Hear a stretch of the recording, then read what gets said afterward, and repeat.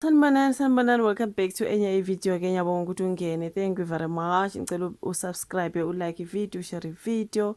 Buka ama-ads, faka phela ne-notification bell yakho on so that mangilahlela i-video you'll be notified sendilahlela i-video. Put that notification bell on and select the top one which is all videos. So uzoba notified with all the videos that I post. Okay, now ngifuna ukukhuluma ngalolu daba lokaba Bukati Molefe. Remember namhlanje ubevele enkantolo yase-Alexandra Magistrate Court ukuthi kushuthi benabo onogada bakhe laphana guys, kodwa ke kuthiwa ngathi ayi onogada bakhe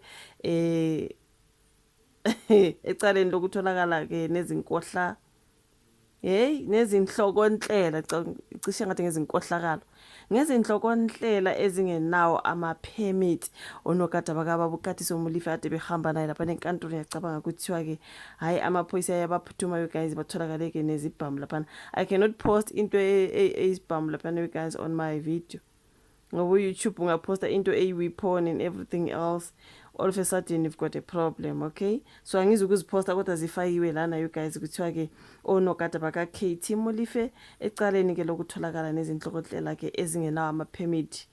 They are not permitted phezu kwalokho you guys. Cabanga ukuya enkantolo uphethe isibhamu esingeke emthethweni.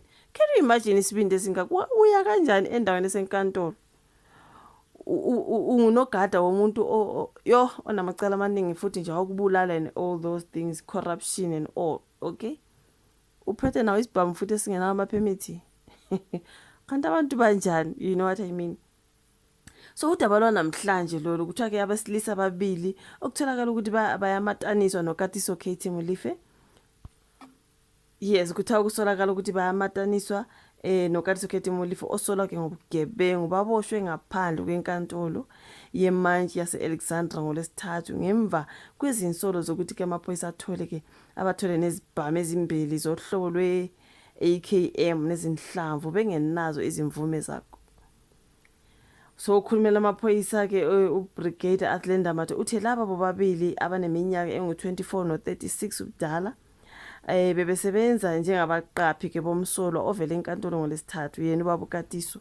Yize isubs ingakahlonzi abasolwa ababehamba nabo, imithombo enolwazi oluqondile ngodaba itshele ke abe-IOL ukuthi lamadoda ayingxenye yabaqaphi bakaMolefe. Okay, so ama-bodyguards kaMolefe you guys. uMolefe besenkantolo ngolesithathu okuyinamhlanje for me, mhlawumbe ivideo uzoyithola kusasa, right? uMolefe besenkantolo ngolesithathu njengoba kumbuso ufuna ukuhlanganisa amadokodo amacala akho kubala kuwo awukubulala, okwakha itulo nezibhamu ezingeke emthethweni. Inkantolo yemantshi yase-Alexandra bayaphinda futhi bazohamba bemgadile ngezibhamu ezingeke emthethweni. Naye solwa ngokutholakala nezibhamu ezingeke emthethweni bazomgada. Like, please man, common sense is not common. Hey, hayi ngeke you guys, like njani ke mntakababa kuthi icala ke liyalahlehlisela ukuqulwa ke ngoFebruary enkantolo enkulu lapho ke uMolefe nabasolwa ke nabasolwa ngokubulala uMichael Puletau noTiego Floyd Mabusela ke kana kulindele ukuthi bavele khona.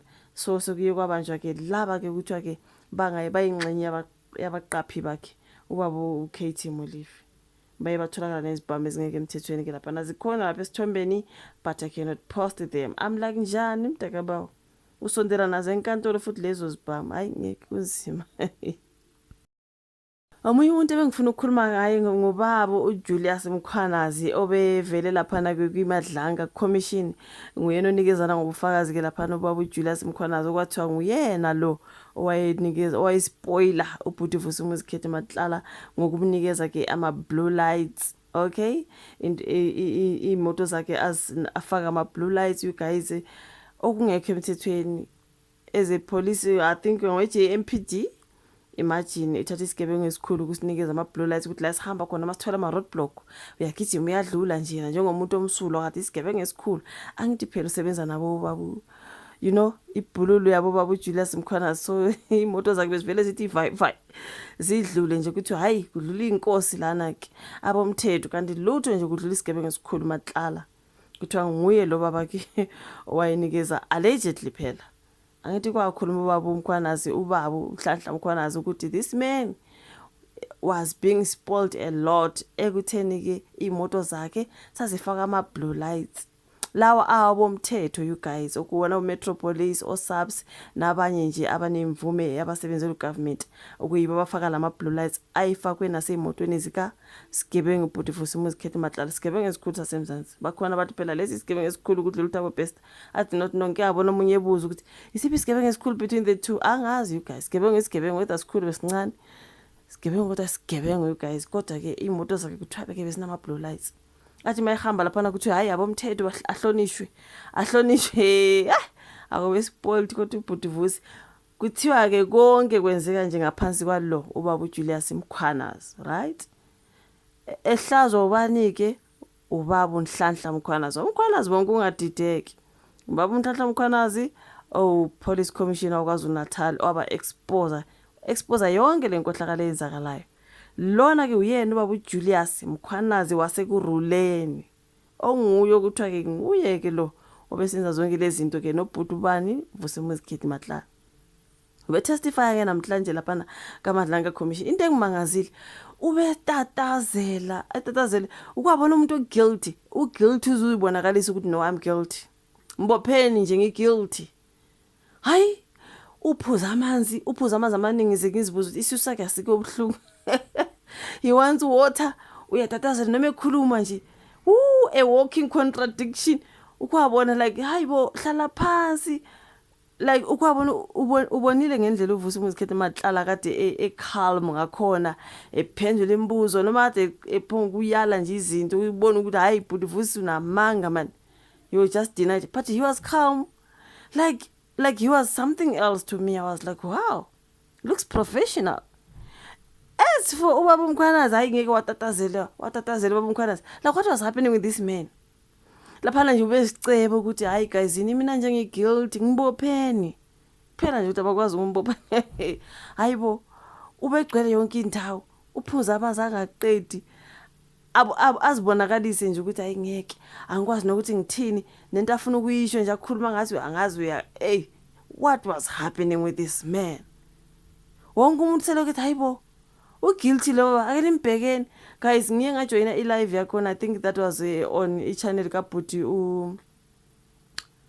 SMX is it SMX something ithini channel kaBhuti lo yabafethu I joined that particular live abantu they were like what is happening manje wayetatazela ngaka amanzi wona abamnikeza amanzi amaningi ukhona ukuthi abamnikeza icrate log le goop like there are so many bottles in front of him can you see how many bottles are there abantu belo ukuthi mnikena amanzi yo akatatazeli ugcwele yonke indawo he's sitting down but actually ugcwele yonke indawo uziceba nje hayibo bathelana kaSolezwe kudingeke ukuba asondezwele ikhesi lamanzi uJulius Dr Mkhwanazi oyiphini lesikhulu samaphoyisa kamasipala sekuruleni njengoba ke thula ufakazi kwiCommission kaMadlanga uMkhwanazi ukhathaze abaningi ejuluka wabamanzi eklukla amanzi engaqedi ukhona othi emnikezeni ikhesi lonke nje lamanzi ngoba what the hell ufuna amanzi I remember umama lo onguche uzwathi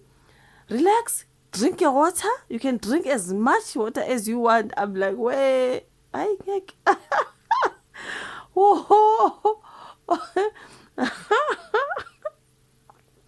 that was something else ukwabona uzicebe nje abantu phambi kwabantu tataze hayibo abambela uhleli phansi yena but actually he's everywhere hayi ngeke wayevele senzani you guys like ngoba wow hayi ngeke kunzima ngoba uJulius Mkhwanazi kodwa ke sizobe senze udaba olugcweleyo ngaye ngoba hayi shemuye waziceba wonke umuntu bebona ukuthi this man is not comfortable he is sitting down but akahlala ngaphansi is so not comfortable uyaziceba nje ukuthi guys yimina lo engonile ngicela ningibophene that was he was actually saying with his body language hayibo hayi angazi ishuvo la comment section ingabe indi video like usubscribe ushare asibonane kwelandelayo bye.